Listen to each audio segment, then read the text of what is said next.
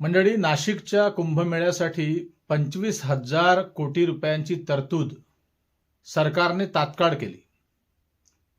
देशातून अनेक असली साधू तर येतीलच त्या कुंभमेळ्याला, हे आपल्याला ठाऊक आहे. त्यांचं स्वागतही आहे.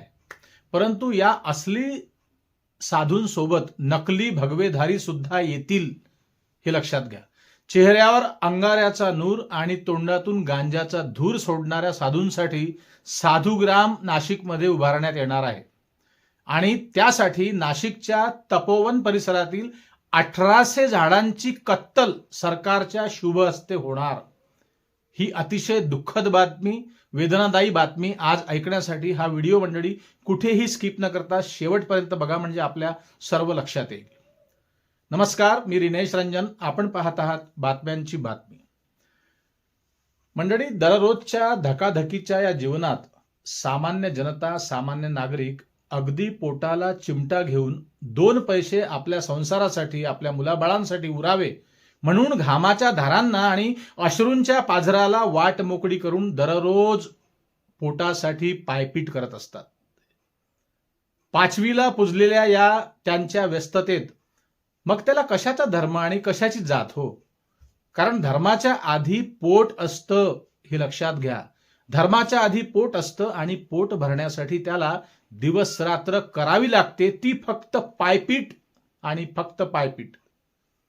म्हणतात ना, विज्ञान के दम पर दुनिया कितनी भी आगे बढ़ जाए लेकिन रोटी गूगल से डाउनलोड नहीं हो सकती. आणि मंडळी, हीच रोटी, हीच मीठ भाकर त्याला सुखाने समाधानाने खाता यावी, यासाठीच तो या पांढऱ्या बगड्यांना, या नेत्यांना निवडणुकांमधून निवडून देत असतो. या श्रमिकांमधला सर्वात जास्त कोणी मंडळी भुक्तभोगी असेल तर तो या देशातला, या महाराष्ट्रातला शेतकरी, कष्टकरी आणि शेतमजूर आहे, हे लक्षात घ्या. परंतु आपल्यातीलच काही लोक दगडाला शेंदूर चढवून आपल्या कपाळी मळवटाचं लेपाटन लावून दररोज पाप करत समाजात फिरत असतात. राजकारणाच्या आधाराने मखमली गाधीच्या शोधात ते असतात दिवस रात्र. मग त्या गाधीच्या शोधात फिरताना मग त्याला मतदारांची नितांत गरज भासत असते. आणि मग त्याचं मत आपल्या पदरात पाडून घेण्यासाठी, त्याची दिशाभूल करण्यासाठी त्याला भगवा, लाल, पिवळा, हिरवा देवधर्म आणि मग त्याला जोपासण्यासाठी सामान्य माणसांना हिंदुत्वाचे धडे तो द्यायला लागतो आणि आपल्या जाळ्यात ओढतो. वर्षानुवर्ष राज्य करण्यासाठी मग तो मोकळा होतो. याच नकली हिंदुत्वाच्या आधारावर आज काही उच्चवर्णीयांनी ही राजकीय बाजारपेठ बहुजनांना सोबत घेऊन सजवली आहे. हिंदुत्वाच्या नावाखाली हे नकली ढोंग आहे. कट्टर हिंदुत्वाची ही आग त्याच्या मनात पेटत राहावी यासाठी वारंवार त्या आगीवर तेल टाकून ती आग नेहमीसाठी धुमसत राहावी, जेणेकरून मग त्या आगीवर आपली राजकीय पोळी शेकता येईल. यासाठी औपचारिकतेचं आयोजन हे त्यांना महत्वाचं वाटतं. पण इथे 5वीला पुजलेले प्रश्न मात्र अनुत्तरितच आहे, ते कधीही सुटणार नाहीत. बेरोजगारांना काम नाही, महिलांना सुरक्षा नाही, शेतकऱ्यांना कसलाही आधार नाही, निरपराधांची कारागृहातून सुटका देखील नाही. अशा शेकडो समस्यांनी ग्रासलेल्या या देशात, या भारतात, या इंडियात आणि तसंच महाराष्ट्रावर 9 लाख कोटी रुपयांचं कर्ज असताना मात्र प्रयागराज नंतर आता नाशिकच्या कुंभमेळ्यासाठी तब्बल 25,000 कोटी रुपयांची तरतूद या सरकारने तात्काळ केली आहे. आणि याच अनुषंगाने मग देशभरातून येणाऱ्या हजारो साधूंना मुक्काम त्यांना करता यावा, तिथे राहता यावं, यासाठी साधूग्राम उभारण्यात येणार आहे. त्यासाठी मंडळी, नाशिक शहरातील 1800 झाडांची मान कापून त्या झाडांचा वध करण्यासाठी सरकारची आता जय्यत तयारी नाशिकात सुरू झाली आहे. पण या विरोधात नाशिकच्या अनेक सामाजिक संस्था असतील, काही अभिनेते असतील, ते पुढे आले आहेत. सरकारच्या विरोधात दररोज नाशिक शहरात घोषणा दिल्या जात आहे. चिमुकल्यांपासून मोठ्यांपर्यंत सर्व काही आंदोलनात सहभागी आहे. ज्येष्ठ पत्रकार निरंजन टकले आणि अभिनेते सयाजी शिंदे यांना आपण ओळखत असाल, यांनी सुद्धा या विरोधासाठी आपला मोर्चा उघडला आहे नाशिकात. परंतु मंडळी, सरकार मात्र 2 पावलं सुद्धा मागे यायला तयार नाहीत. अजूनही मुख्यमंत्र्यांचं स्टेटमेंट यावर आलं नाही. उलट येत्या काही दिवसात या आंदोलकांना हिंदू विरोधी म्हणून घोषित करतील, तर याला नवल वाटू देऊ नका. एक झाड कुणी कापलं तर त्यावर मनुष्यवधाचा गुन्हा नोंदविण्यात येतो हे आपल्याला ठाऊक आहे. मग या नाशिकच्या तपोवन परिसरातील 1800 झाडांचा वध करण्यासाठी, त्यांना ठार मारण्यासाठी, त्यांची मान कापण्यासाठी हे सरकार तयार आहे, लक्षात घ्या. या देशातील अर्धे अधिक नकली साधू, तुम्हाला ठाऊक असेल, कपाळावर टिळा, मळवट आणि अंगावर अंगारा चोपडून भगव्या वेशभूषेत दिवस रात्र आपल्या नरड्यातून गांजाचा धूर सोडतात.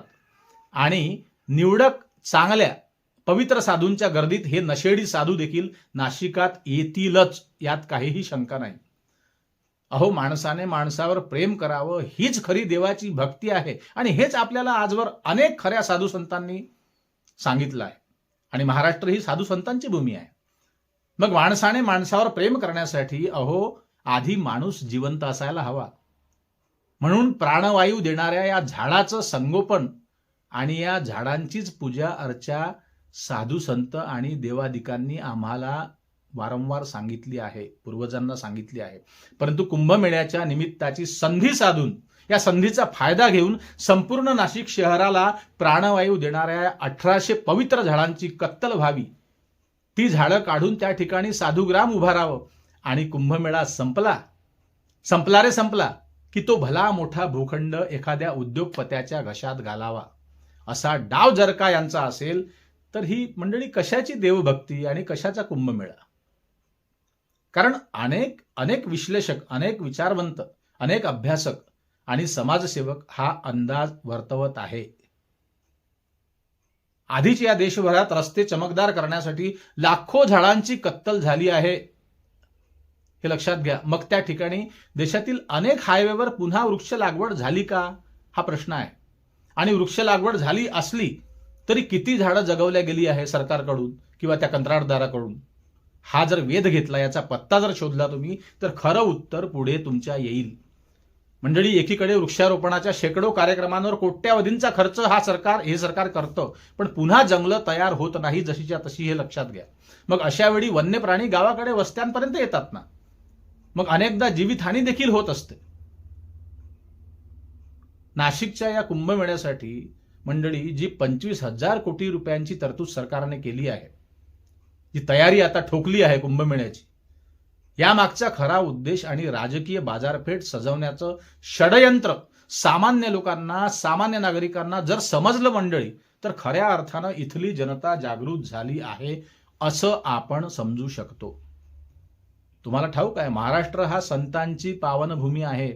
प्रभू श्रीराम आमच्या रोमारोमात आहे, आमच्या रक्तात आहे. देवभक्ती आणि पूजा अर्चेची संस्कृती आम्हाला आमचे पूर्वज शिकवून गेले आहे पूर्वीच.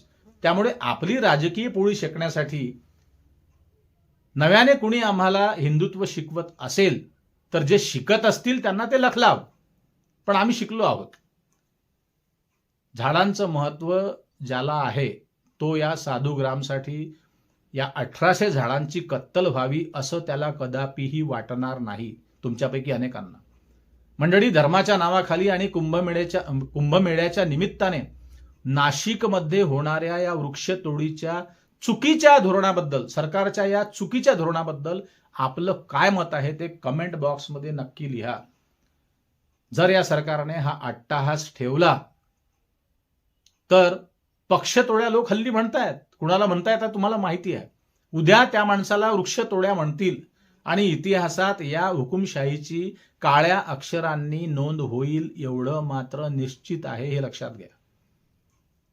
असो, तुर्तास थांबतो मंडळी. आपल्या चॅनलवर नवीन असाल तर सबस्क्राईब करा.